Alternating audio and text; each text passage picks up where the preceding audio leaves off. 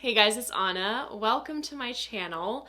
Today we are going to be focusing on the House of Beau.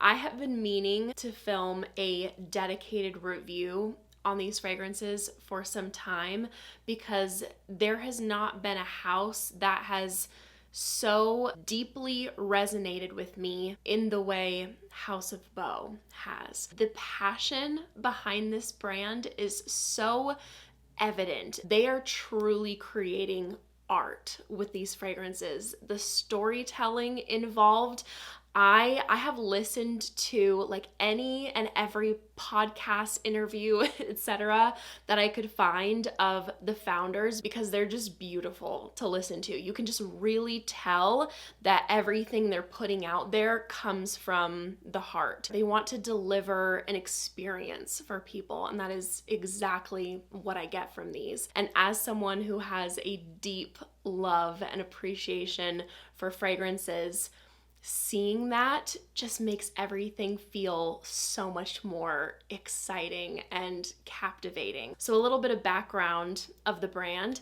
Beau is the phonetic sound of B-E-A-U, beautiful. Each fragrance has a hand sculpted cap. These are individually sculpted by local Mexican artisans. These are genuine natural stones, and each fragrance in the line has its own corresponding stone. These are not mass produced. They do short production runs to focus on that attention to detail. I have a lot of beautiful bottles in my collection, but these are my favorite. In my opinion, these are the most beautiful creations in my collection. The scents are all inspired by the founder's Mexican heritage. These are my favorites from the brand. All three have such a strong addictive factor to me, very memorable.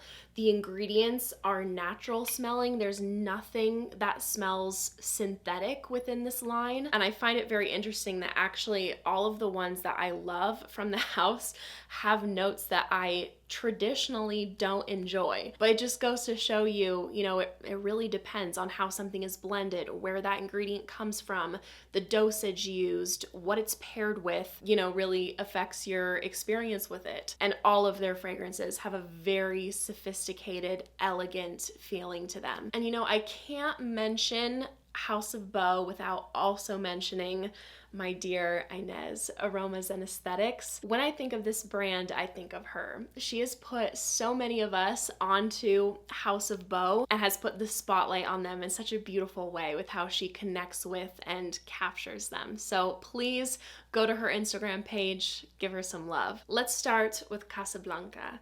House of white ingredients. We have copal blanco, white oud, white suede, white tea, and we have white howlite as the cap here. I don't know how else to put this other than this just has a divine energy to it. It's crisp and clean, but done in a very unique way. Unique, but not challenging. This pulls me in several different directions.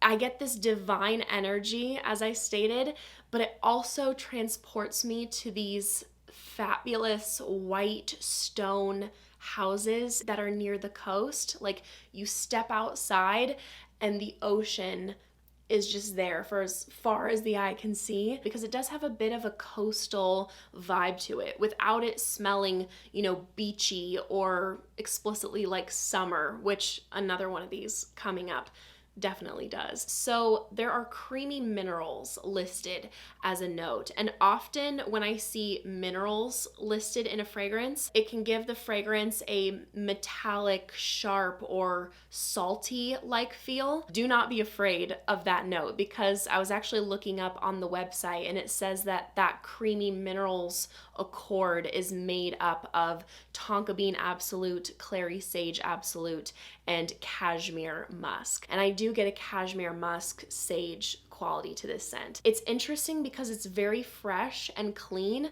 but then there's this subtle smokiness to it. There's a very soft, delicate amount of sweetness coming in from fig. This doesn't smell like fig to me. A lot of these notes are traditionally quite loud. They're heavier, wood, resins, suede, tobacco, but they're all done in like the most fresh, clean, ethereal way. So I highly recommend sampling these fragrances, not only because of course I love them, but they can be quite unexpected from just what you might imagine from reading the notes. Casa Blanca is very chic, meditative.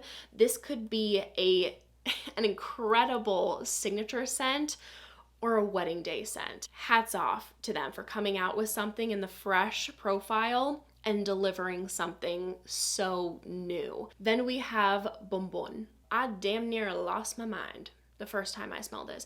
I was telling Inez, the moment I smelled these, I didn't want anything else on my wish list as much as I wanted the fragrances from this house. And yes, I bought all of these myself. We've got strawberry quartz on top of this one. This is a sophisticated floral gourmand, not a true gourmand. So if you are hearing that word and you're like one of the cookie, cupcake, vanilla lovers, this is not that kind of gourmand. It's definitely more floral dominant, but it does have those gourmand facets. The goal here was to create the natural beauty of lily of the valley. So you are getting every facet of that note, the green, the petals, you're getting the whole experience. And lily of the valley is not a note that I'm like obsessed with, but I am with Bombón. One, because of how naturally it's executed, and two,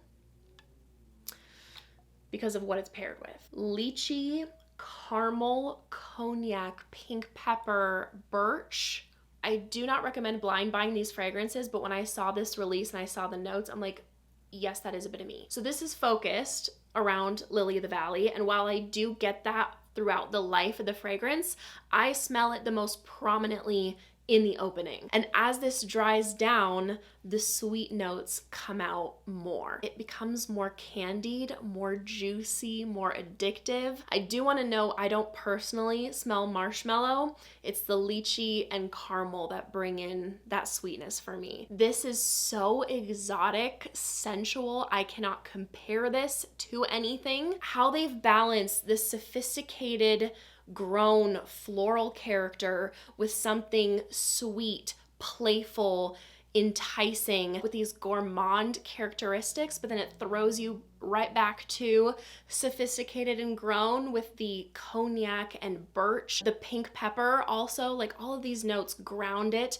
in such a fantastic way. These three that I have full bottles of are 10 out of 10s for me. And I would even go as far as to call them masterpieces in my book. Then we have Oro Verde. I was convinced before smelling this, looking at the notes, that this was not going to be for me, because there's basil, which the idea of that just does not appeal to me in a fragrance, and cannabis. Do not enjoy the smell of cannabis, not even a little bit. I smelled this and I was like, wow. But seeing that note in the breakdown scared me, because I didn't want to spray something on and then have people thinking I just got back from smoking the devil's lettuce. So I put it to the side, and again, I couldn't stop thinking about it. I'm reiterating, but that's the effect these perfumes have on me. So I gave it to Eric to wear, and my gosh, is it phenomenal on him. I'm like, and he has been wearing Oro Verde as a signature ever since I introduced it to him. This bottle is full because we've been blowing through the travel size. This fragrance is strong. You don't need to use a lot. And I got so hooked on smelling it on him that I'm like, I need to wear it. I need to wear it for myself, and now I wear it all the time too. So we have green jasper at the top here, and this fragrance was inspired by a trip to the South American jungle. This is very sophisticated, bold, daring. I can smell the cannabis in here. It's fresh, but retains this cool edge. It's adventurous. And I can't remember if a reviewer said this or one of the founders in an interview, but someone said that this kind of has a modern day Indiana Jones feel to it. It's not straight up weed or like very smoky. It's woody, fresh green.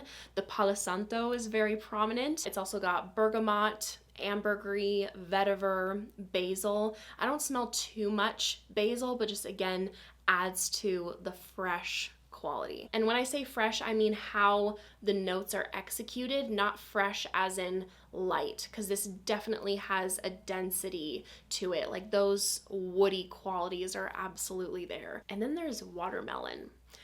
What a combo. What a combo of notes, and it works. It adds this watery, very light sweetness, cleverly crafted. I don't know how they took these notes and made something so sophisticated, but then it's also got a wild side. Impeccable on its own, but it's also unreal, layered with juicy, fruity scents. Bring out that quality. Eric layered this with Ellis Brooklyn Miami Nectar, and I fear it is one of the most incredible layering combinations I've smelled in my life. I have a visceral reaction every time he wears it. So those three are obviously my favorites, but I also really enjoy Le Mar. I will need a bottle for next summer. I'm now focusing on picking out more fall scents since that's right around the corner. Le Mar has white quartz as a cap, and this is the one I was talking about earlier that literally smells of summer, and it is like giving you the whole beach ocean experience. This is a very solar fragrance, and you get these luscious white florals. You do have to enjoy white florals if you're gonna like this one. It's got tuberose, jasmine, and gardenia. And again, tuberose and gardenia, tricky florals for me, but how they're done, it's so nice. This is a marine, creamy, full-bodied floral. This scent was inspired by the idea of someone wearing this French floral perfume and diving into the ocean. And that's really all you need to know, because that is indeed what it smells like. Someone who's put on their sunscreen, is wearing a white floral French perfume, and took a dive. There's seawater listed as a note, and I'm transported. It's a very clean seawater. Sometimes that note is kind of unsettling, a little dirty, too salty.